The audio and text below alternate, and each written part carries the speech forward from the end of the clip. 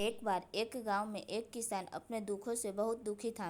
और किसी ने उसको बताया कि तुम अपने दुखों के समाधान के लिए बुद्ध के शरण में जाओ, वह तुम्हारे सभी दुखों का समाधान कर देंगे। यह सुनकर वह किसान बुद्ध के शरण में चल पड़ा। वह बुद्ध के पास पहुंचा और कहा, हे महात्मा, मैं एक किसान हूँ और मैं अपनी जीविका चलाने के लिए खेती करता हूँ, लेकिन कई बार वर्षा पर्याप्त नहीं होती है और मेरी फसल बर्बाद हो जाती है। किसान के आगे कहा, मैं विवाहित हूँ और मेरी पत्नी मेरा ख्याल रखती है और मैं उससे प्रेम करता हूँ, लेकिन कभी कभी वह मुझे परेशान करती है, जिससे मुझे लगता है कि मैं उससे उगता गया हूँ। और मुझे लगता है कि अगर वह मेरे जीवन में नहीं होती तो कितना अच्छा होता। गौतम बुद्ध उस किसान की बात शांतिपूर्वक सुनते रहे। किसान ने आगे कहना जारी रखा और बोला, मेरे बच्चे भी हैं, वो अच्छे हैं, लेकिन कभी कभी वो मेरी बात नहीं मानते और उस समस्या से मुझे बहुत क्रोध आता है। लगता है वह मेरे बच्चे हैं ही नहीं। किसान ऐसी ही बातें बुद्ध को करता गया और उसने अपने सारे दुखों को एक एक करके बताया।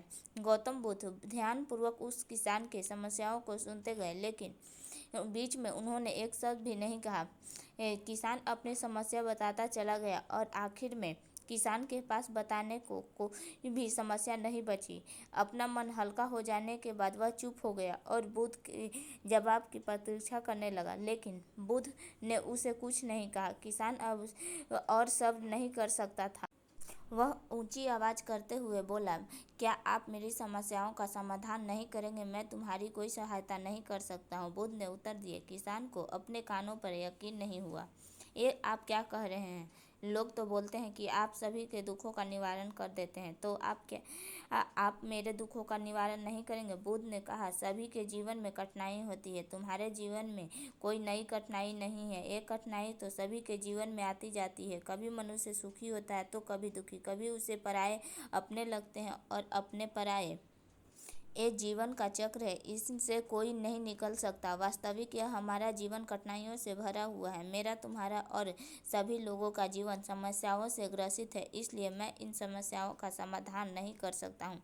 यदि तुम किसी एक समस्या का उपाय भी कर लो तो दूसरा समस्या आकर खड़ा हो जाएगी। यह सुनकर किसान क्रोधित हो गया और बोला, सब लोग कहते हैं कि आप महात्मा हैं। मैं यहाँ एक आस लेकर आया था, लेकिन आप मेरी सहायता नहीं करेंगे।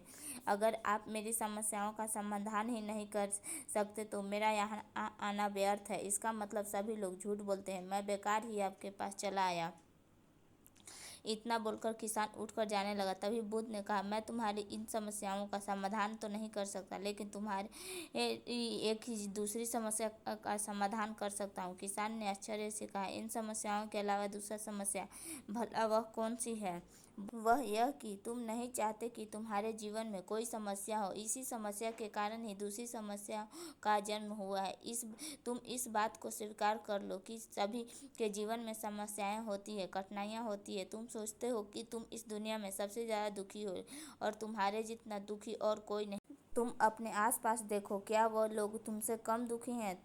तुम्हें अपना दुख बड़ा लगता है, लेकिन जो लोग तुम्हारे आसपास रहते हैं उनको उनका दुख बड़ा लगता है। इस दुनिया में सभी को अपना दुख बड़ा लगता है, चाहे दुख छोटा हो या बड़ा, लेकिन वह जिसके साथ घटा रहता है उसी के लिए वह दुख बड़ा प्रतीत होता है। अगर तुम ध्यानपूर्वक देखोगे तो समझ जाओगे कि यह जीवन सुख दुख से भरा है। इसको तुम कभी नहीं बदल सकते, लेकिन हाँ, तुम सुख दुख के ऊपर अवश्य उठ सकते हो। यह तुम्हारे लिए संभव है।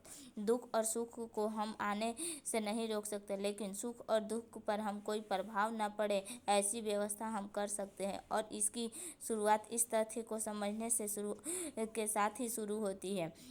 हम कुछ भी कर ले, जीवन में सुख दुख आने ही आने हैं, लेकिन हम उनसे विचलित नहीं होना चाहिए। इसलिए आज से तुम यह चाहना छोड़ दो कि तुम्हारे जीवन में कोई समस्या ही न आए, और तुम जीवन में आने वाले दुख और सुख को स्वयं से समा सकोगे।